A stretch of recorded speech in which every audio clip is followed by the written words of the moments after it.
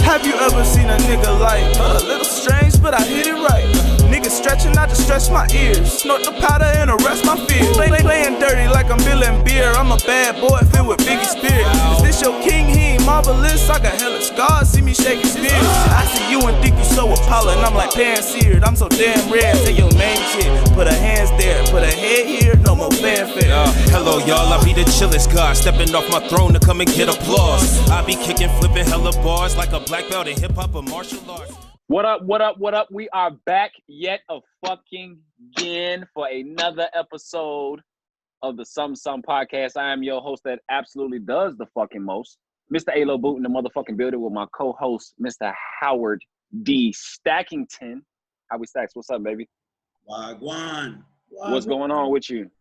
It's been like I say every week, it's been another wild ass week of entertaining shit that we have to discuss here on the Something Podcast, and making sure that everybody knows how to get our content. So if you happen to have just subscribed to the Something Podcast, we do appreciate you. But if you haven't, or if you haven't told other people who enjoy this type of content, please subscribe to our channel so that way we can post more of what it is that you like, and get it out to the people.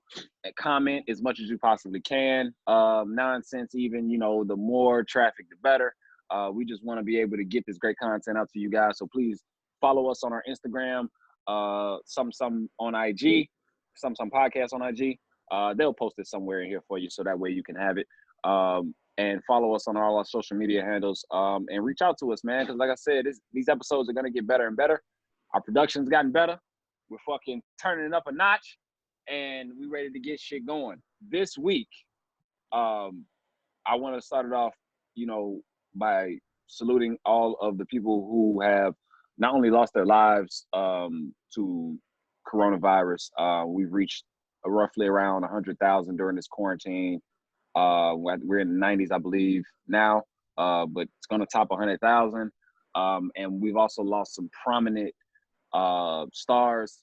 One of those whom will be none other than Little Richard, known as the king of rock and roll, the king of the music that we make today. Without him, I don't think we have the Young Thugs, the Gunners, the Futures, these guys. Like this guy it was a revolutionary in his time, for not only style, fashion, but art and music. Rest in power to Little Richard. There was a number of other people. Anybody that you know of off the top, Howie?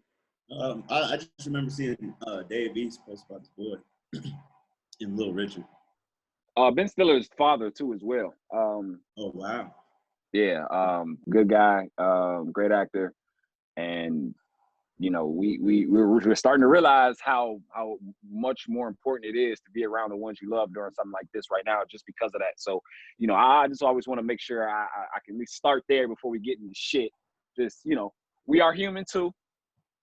We do give a fuck about other people, even though it doesn't seem like it on this podcast a lot because we talk so much shit, but we do care. We do want to make sure that everybody's safe out there and doing what you're supposed to do. But we're going to move on. In other news, toxic nigga season is officially upon us. The heavens above has blessed us with another Future album. And might I tell you, he has not disappointed.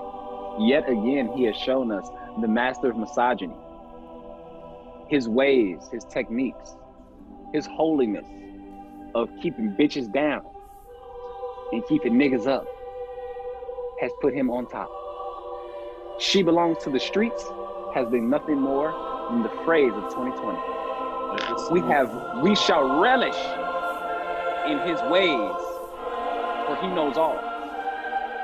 Amen. The Future prayer. Future's album just dropped. How of Life is a great piece of work. Future has shown us yet again that he can drop a great body of work, great songs. What are your thoughts on, his level of music? What has he done now that's made him better than he was this time last year? I like Accepting My Flaws. Yes, I like that song too. I saw you comment on Future's Instagram, and it was like, that's my favorite song. Oh yeah. Because you can see like who you follow when they comment on certain shit. So when I seen you under Future's post, it was like, that's my favorite song. I was like, me too. That's just like fanboy over this shit. Like, oh, Future. Hey, that shit be. I'll be like, and then I like one of my niggas. Solitaries is like, Yeah. him and Travis Scott got a thing where like, yo, like I don't really care anything. I know they made more songs. Like, there's no way they got in the studio and that's it. Like, no way. Like, that was like the best song he could have sent off his album to Travis Scott. I couldn't hear Travis Scott on any. I can hear him on another song, but like that song, I was like, yeah, this is it. Like, them niggas musically together was good. And then we also got something that I didn't know would be. I knew him and Uzi and Thug was gonna make a good song, but I really enjoyed the NBA YoungBoy song. Like, I played the album probably 3 times straight through, which is very hard for me to do. But because I got these new AirPods, I'm able to listen to music anywhere. I enjoyed it. But as we're talking about Future and as we're discussing toxic niggas, I'm sure you've seen the memes, some of the posts about Future and his misogynistic ways and some of his toxic traits. And he's kind of been dubbed the toxic king. And he's kind of been, you know, our leader, if you will, in toxicity. Is Future toxic? For all the women that watch our podcast, you got to start admitting the truth. Admitting what's real. And what's real is that although you don't want to be subjugated and you don't want to be treated as lesser than, y'all kind of like that shit. There's a lot of women that love Future, and some of the women that talk the most shit on Facebook, I'm talking to you, you know who I'm talking about.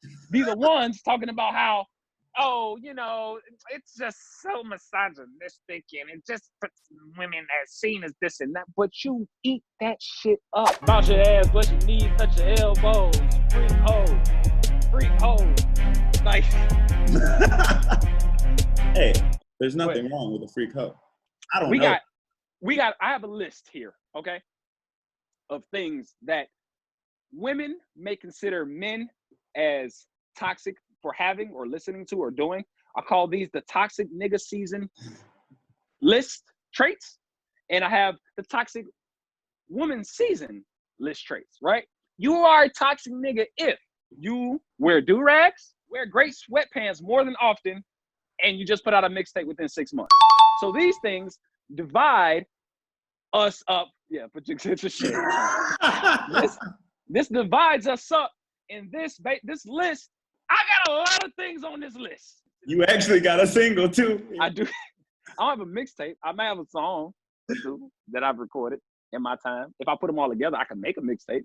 But I haven't made a mixtape yet. Now, for women, and this is where the arguments are gonna come up. You know, they're gonna blow this shit up, right? Because what they're gonna say is like, this shit doesn't compare, but it does. It does compare because this is how men see y'all. So check it out. Women toxic traits: eyelashes, Gucci purse, Jesus slippers, and an OnlyFans. If you have a combination of at least 3 of those things, you're toxic. And if you listen to Kalani, I don't give a damn if you're 10. You're toxic. Because there's no reason a 10-year-old can relate to her music. So there's no reason why she should be listening to it. That means she's toxic by default. That means she has some toxic traits inside her she hasn't figured out yet. All right?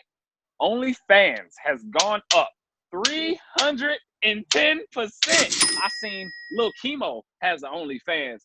I know a lot of people don't know Lil Chemo, but if you're from Chicago, you know who Lil Chemo is. It's a dancing ass nigga. I was like, yo, why you got an OnlyFans, bro? Like, you gonna be bopping in some pussy? Like, what's going on, yo? Like, what the fuck is happening right now? Like, OnlyFans is like, you know, and here's the thing with OnlyFans, right?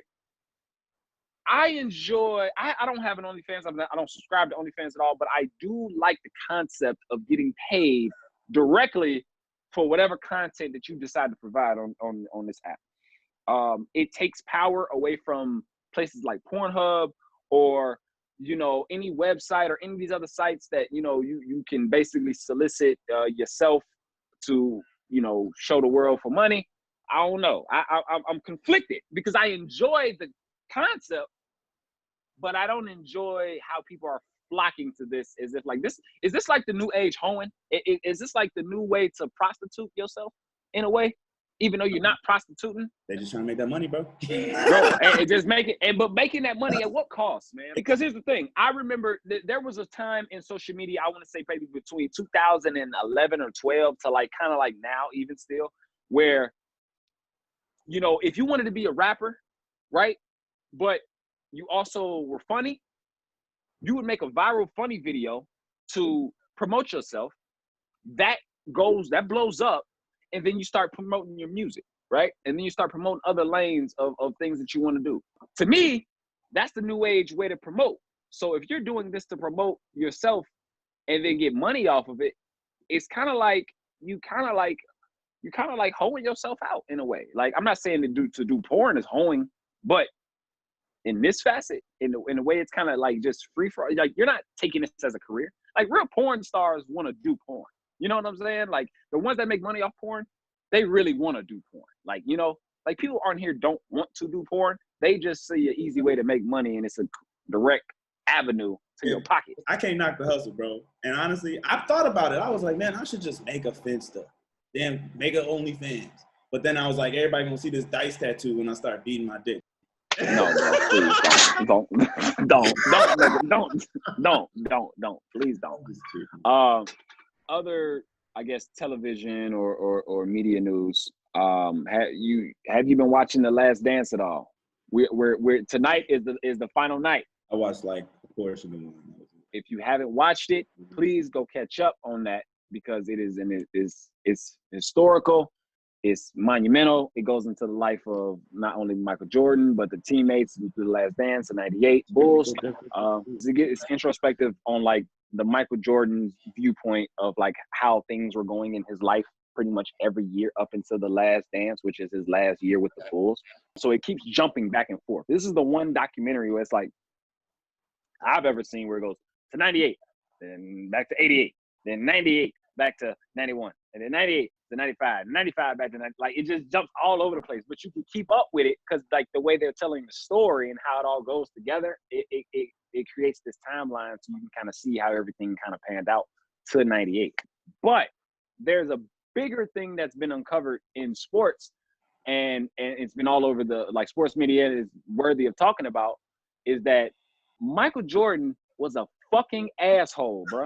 Like, he was the worst, bro. Like, I'm sorry. Like, he was one of those niggas where it's like you didn't, and then we've all had, like, if you played organized sports, you've all had a guy. You all had the leader. You all had the tough guy. We all had that one dude that was just constantly like on you, right? For Mike, his method of getting people to be on his level, so to speak, or have the same fire about the sport, if you will, was basically just bullying niggas around. Like, cause that's exactly what he was doing. He was bullying niggas around. I have a list of things that Michael Jordan did and some things that he might have not done. And since you haven't seen it, I want to say a few of these things, and you tell me what do you believe it all happened? Do you believe none of it happened? Do you believe two of the things happened? You know, just you know, we're gonna play this. This is gonna be a new game. We're gonna try it out. We're gonna see, you know, how it works. You know, we're gonna like find the bullshit. You know what I'm saying? Two truths and a lie. Find the bullshit. That's not the name of it. I mean, whatever you decide to want to name it is fine. We can name it whatever. But these are some things that Michael Jordan may or may not have done during his time with the Bulls. All right. Michael Jordan scored 45 points on a midget in one-on-one to a game of 12. Look, I'm gonna be mad if that's true. That shit, look, hey, I don't believe that shit. This is Michael Jordan we're talking about here. Yeah, but why would he score 45 on a midget? I'll give you the answer. It's halfway true. Bing, bing, bing, bing, bing. It's halfway true. Now, technically, I don't know if Muggsy Bogues is considered a midget. However, they didn't play one-on-one. No, he didn't do that. He made one of his teammates, Horace Grant, you know, goggles. There we used to call Caleb Horace Grant. The Horace Grant. I used to have a pair of Horace Grants. Yeah. He made Horace Grant on a plane ride home after a loss not eat the whole way home. That's true. That's a fact, sir. That's a ding. That's 1 point for you. 2 points for you. He had a shooting contest with a 10-year-old and took his money. Man, like that's true. That's gotta be true. I might be wrong, but that sounds like that nigga. That's false. It's false. That never happened. Damn.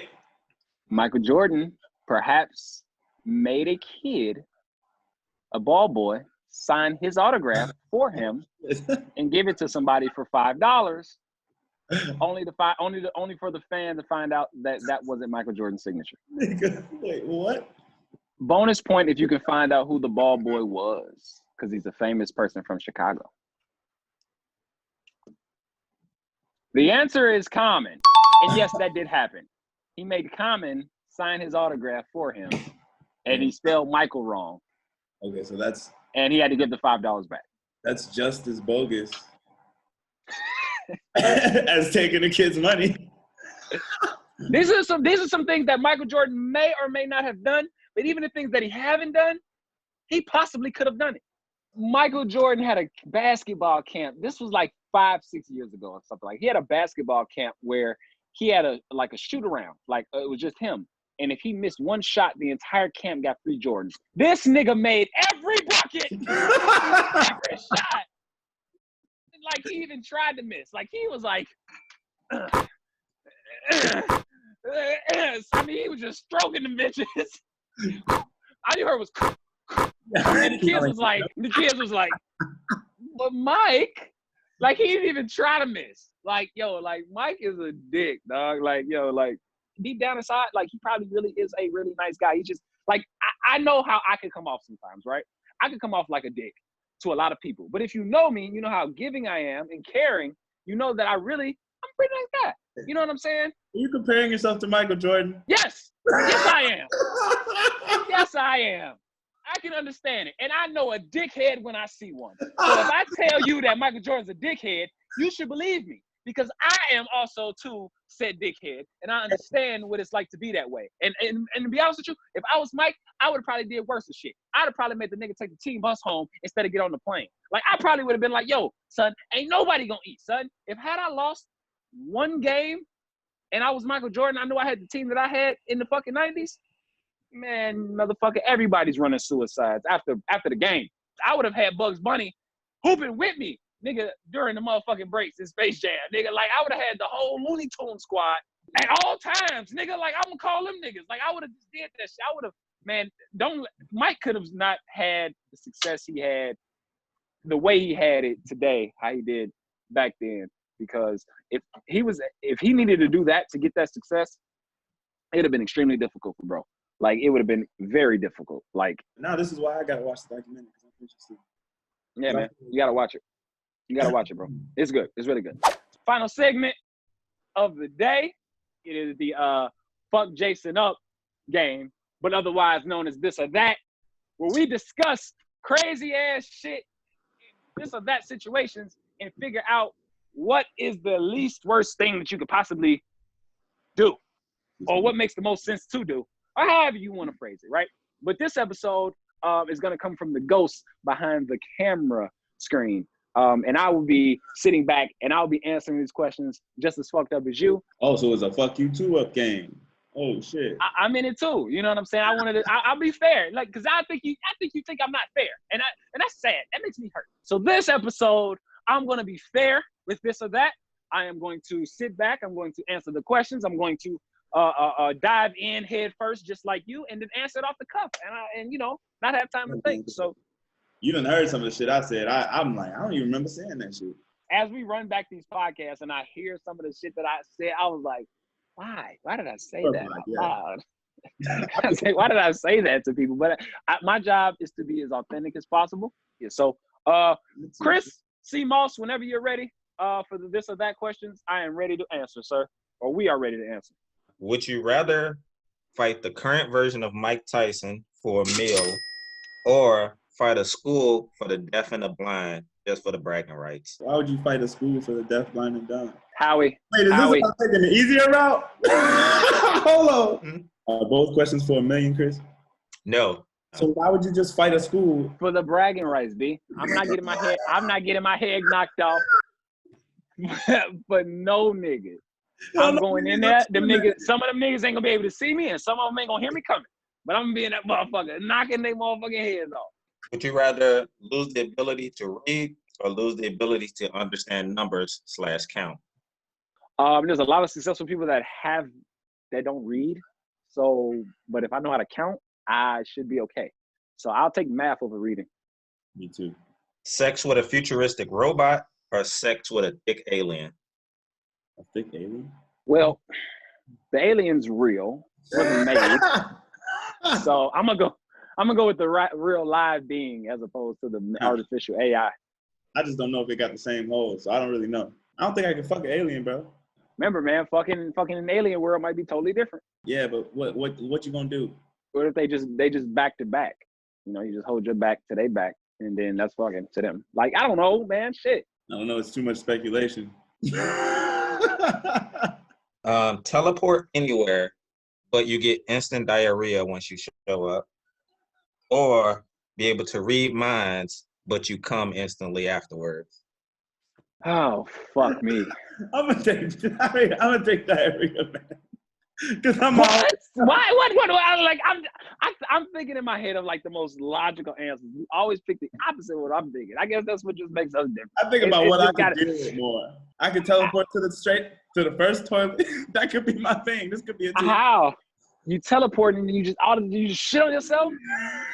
When you can just think, you can just read somebody's mind and be like, because like if you can read their mind, you can like see or like hear the shit that they thinking about. It can be some nice freaky shit. I don't know, shit you never thought of. I don't know. I just know that one is more isolated and one is more like internal.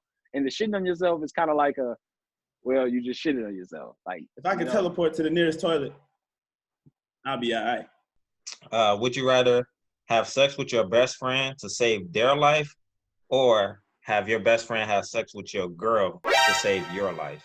The second one. Because I have to fuck my best friend. Unfortunately, my best friend's a guy, so there's no option there.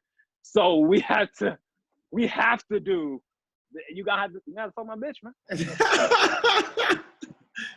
Yeah, I have to agree. Now, after you save my life, we're gonna talk about our friendship.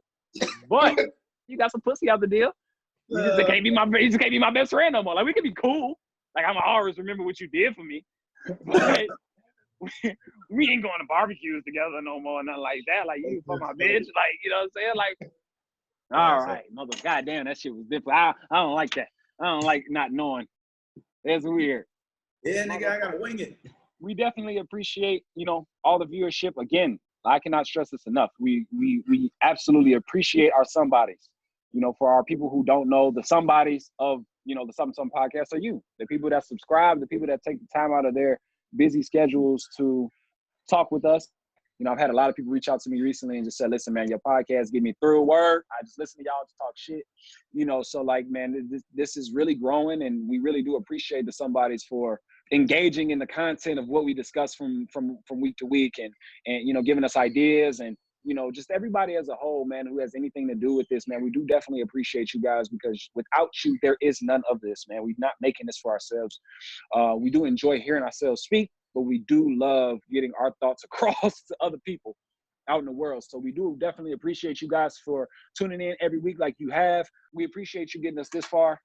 We love the somebodies. We appreciate everything you do. Like, comment, subscribe to the page. Follow us on our social media handles. Make sure that you give us comments and different feedbacks and discussing what we want to talk about.